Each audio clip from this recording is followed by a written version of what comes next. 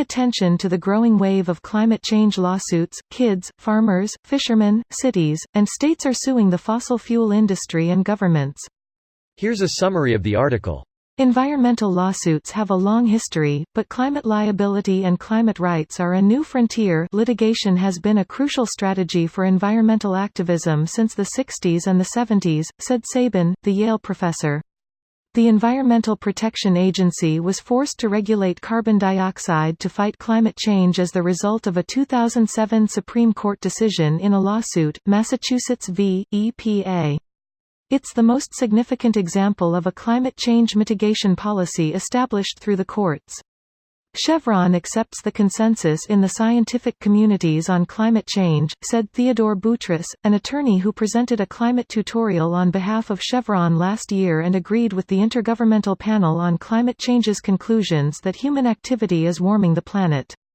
Exxon is also facing lawsuits for allegedly misleading investors about the risks of climate change to its business as well as the risks of future climate regulations.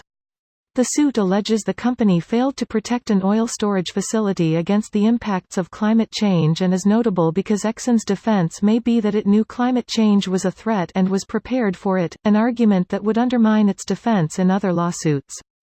The issue here is climate change, and the only measure of success is when this federal government starts recognizing its lengthy responsibility in action in causing climate change and a plan is implemented to cease emissions, said Philip Gregory, one of the lead attorneys representing the children in the suit. Fishermen and farmers are also suing for damages caused by climate change. There are numerous other climate change liability lawsuits pending in the U.S. and around the world, but the circumstances around them are more unique. This post received a score of 41,368, with an upvote ratio of 87%. Here are the top comments in response to this article. The winning formula for these lawsuits will be predicated on at least 3 crimes. Corruption, in which these companies will be proven to have bribed public officials. Submitting false information to regulators, in which false studies were either created or funded by them, with the intent to hide the destruction caused by their actions to receive things like EPA approval or government oil privatization contracts.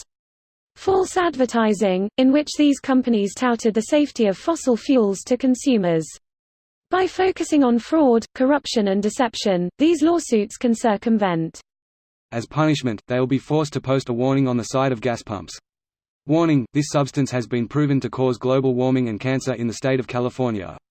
Thank God most of us don't live in California, no cancer for us. As a man, I make sure to only smoke the cigarettes that cause issues with pregnancy. But as a man, wouldn't becoming pregnant be the biggest issue you could face when it comes to pregnancy? You played yourself. False. He's never been pregnant. So it obviously works like a charm. Greater than he's never been pregnant. Source. Sorry, I've got photo evidence. You're gonna have to do better than that. One of my favorite documentaries. And yet we still pay huge amounts of taxpayer money to support actively continuing to change the climate, even though it's been proven that fossil fuel core used that taxpayer money to do millions of dollars worth of unprecedented science in order to confirm that they would dramatically alter our atmosphere, and then spent millions more to hide it from that same taxpaying public.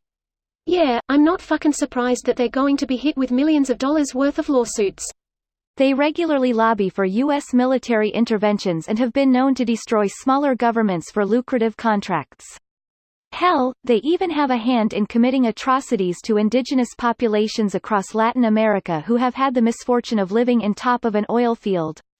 Imagine the full scale of damage they have caused all across the globe over the last few decades.